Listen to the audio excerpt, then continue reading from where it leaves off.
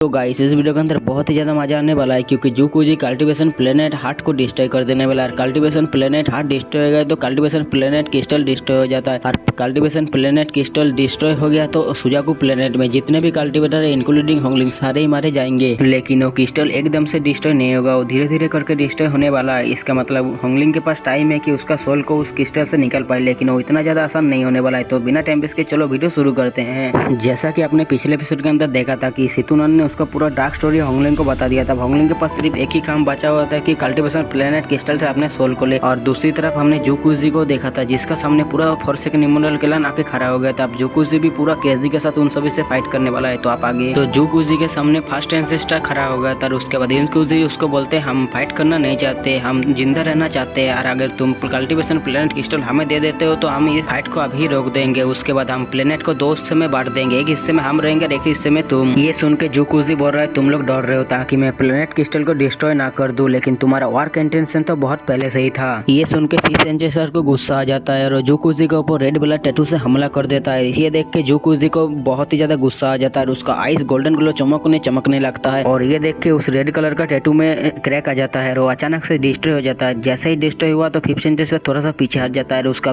Forehead के ऊपर एक गोल्डन कलर का सील चमकने लगता है। ये देख के फर्स्ट एंसेस्टर उसका सामने आता है और उस गोल्डन डॉट से गोल्डन नीडल का बाहर निकलता है, लेकिन वो तुरंत ही फिनिश हो जाता है। लेकिन तभी अचानक से जूकुजी डिसअपियर हो जाता है और एक लाउड वॉइस सुनाई देता है, सुजाकू सेल अटैक। उसके बाद अचानक से स्काई डार्क हो जाता है, गोल्डन फायर उसको इर्द गिर्द आके घूमने लगता है। ये देख के 1000 फीट तक जितने भी चीज थे सारे बान होने लगता है। इसे देख के सारे कल्टीवेटर पीछे हट जाता है यूनकुजी और फर्स्ट एंसेस्टर को छोड़ के। उसके बाद जूकुजी के बॉडी से एक फायर फोनिक्स निकलता है, फिफ्थ एंसेस्टर के ऊपर शूट हो जाता है। इसे देख के फर्स्ट एंसेस्टर उसे रोकने का ट्राई करता है लेकिन रोक नहीं पाता। जैसे ही फिफ्थ एंसेस्टर के ऊपर फायर फोनिक्स जाके लगता है तो उसका बॉडी अचानक से जलने लगता है और वहीं पे डिस्ट्रॉय हो जाता है और फिफ्थ एंसेस्टर वहीं पे मारा जाता है। ये देख के फर्स्ट एंसेस्टर को बहुत ज्यादा गुस्सा आता है, लेकिन तभी यूनकुजी आगे आता है, कहता है सीनियर बादा सुजाकू सेल को आप सिर्फ तुम एक बार ही यूज कर सकते हो। मैंने तुम्हें 3 महीने का टाइम दिया, तो या तो तुम इस प्लेनेट का सारे लाइफ को खत्म करके हमारा फोर्सेकन इमोर्टल क्लैन को भी डिस्ट्रॉय कर दो, या तो तुम मेरा सजेशन सुनो और इस प्लेनेट को आधा आधा सेपरेट कर लेते हैं। तो चलो मैं तुम्हारे आंसर का वेट कर रहा हूँ, तो बोलो। ये सुन के जूकुजी का आंखों में थोड़ा मैडनेस आता है और बोलता है डियर बादा तुम सिर्फ मुझे इतना ही जानते हो क्या? तो चलो गेस करो मैं क्या चूज करने वाला हूँ। तो चलो गेम खेलते। अगर तुम जीता तो ये प्लेनेट तुम्हारा, अगर तुम हारे तो तुम्हारा फोर्सेकन इमोर्टल क्लैन का सारे कल्टीवेटर मारा जाएगा और उसके साथ इस प्लेनेट का और भी जितने सारे कल्टीवेटर है वो सब भी मारा जाएगा। तो यूनकुजी बोलता है कैसा गेम? ये सुनने के बाद जूकुजी थोड़ी देर हंसा और कहता है कल्टीवेशन प्लेनेट क्रिस्टल अभी भी सुजाकू टॉम के अंदर है और उसके अंदर सिर्फ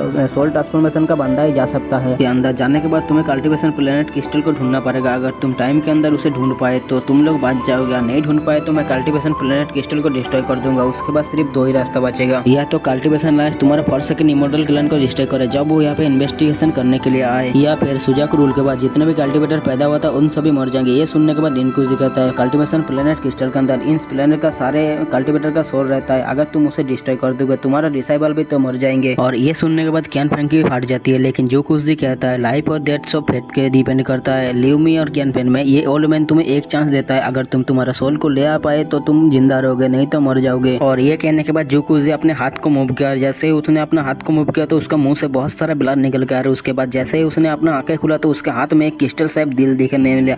ये देखने के बाद उसका आंखों में और ज्यादा बैंडेज भर गया। उसके बाद उसने चिल्लाया ब्रेक। जैसे ही ब्रेक बोला कल्टीवेशन क्रिस्टल हार्ट धीरे धीरे डिस्ट्रॉय होने लगा। जैसे ही कल्टीवेशन क्रिस्टल हार्ट डिस्ट्रॉय होने लगा था इस प्लेनेट के अंदर जितने भी कल्टीवेटर थे, चाहे वो मोर्टल इमोर्टल या तो फोर्सेकन इमोर्टल क्लैन का ही था, सारे ही कल्टीवेटर जो भी एसेंडेंट लेवल के ऊपर पार नहीं हुआ था उन सभी का दिल में अचानक से घबरा गया। जैसे ही थोड़ी देर बाद उसका दिल में अचानक से बहुत ज्यादा पेन होने लगा था और उन लोगों को ऐसा लगने लगा कि उसका जिंदगी किसी और के हाथ में है। और यह देखने के बाद जूकुजी कहता है कि कल्टीवेशन प्लेनेट क्रिस्टल के बारे में उसने जितना सोचा ये से उससे भी ज्यादा पावरफुल निकला।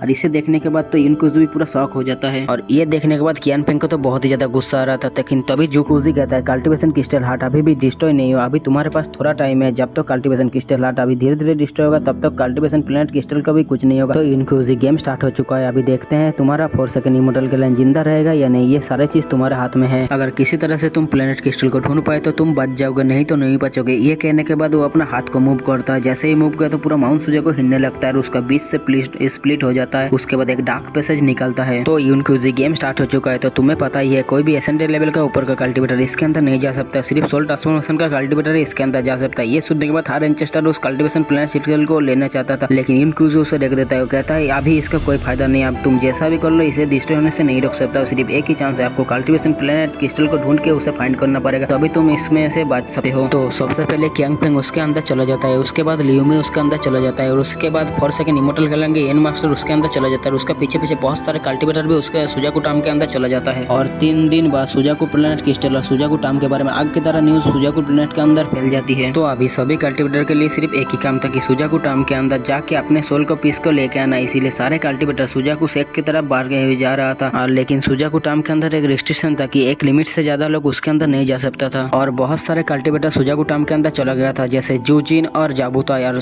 चौथे दिन होंगलिंग भी सितुनन के साथ सुजाकू कांटी के अंदर आ जाता है, लेकिन तब तक जुकुजी और फॉरसेकन इमोर्टल करण का सारे आदमी वहाँ से डिसअपीयर हो गया था, और कोई नहीं जानता कि उन सब लोग कहाँ पे गया था। और वहाँ पे सिर्फ कल्टीवेशन क्रिस्टल हार्ट ही वहाँ पे था जो धीरे धीरे डिस्ट्रॉय हो रहा था, और वहाँ पे बहुत सारे कल्टीवेटर आके भी जमा हुआ था, लेकिन कोई भी कल्टीवेटर कोई भी फॉरसेकन इमोर्टल क्लैन के साथ फाइट नहीं कर रहा था, क्योंकि कोई किसी का फाइट करने का कोई मन ही नहीं था। उसके बाद जैसे ही होंगलिंग आया तो सारे कल्टीवेटर का नजर उसी की तरफ था, और होंगलिंग का कल्टीवेशन देख के सारे लोग उसे रास्ता दे रहा था। लेकिन थोड़ी देर बाद एक एरोगेंट वॉइस आता है कि स्टॉप, लेकिन होंगलिंग उसका बात को अनसुना करके आगे बढ़ते ही जा रहा था। और सुजाकू कंट्री से 1000 फीट दूर 5 कल्टीवेटर बैठा हुआ था। उस कल्टीवेटर के सामने कोई भी नहीं जा रहा था। उस कल्टीवेटर में से 2 फीमेल 2 मेल और एक ओल्ड मैन था। उस जो चारों 2 मेल और 2 फीमेल वो सोल फॉर्मेशन का लेट स्टेज के था, और जो ओल्ड वन मैन था उसका मतलब बीच में से थोड़ा थोड़ा स्पिरिचुअल एनर्जी निकल रहा था, मतलब वो सोल ट्रांसफॉर्मेशन का बहुत ही ज्यादा करीब था। और जो होंगलिंग को स्टॉप बोला था वो एक ह्यूमन था जो ओल्ड मैन का साइड में बैठा हुआ था। उसके बाद वो होंगलिंग के पास आ जाता है और बोलता है कल्टीवेटर तुम रूल मत करो, क्योंकि मेरा जो मास्टर है वो पहले आया था, तो वो पहले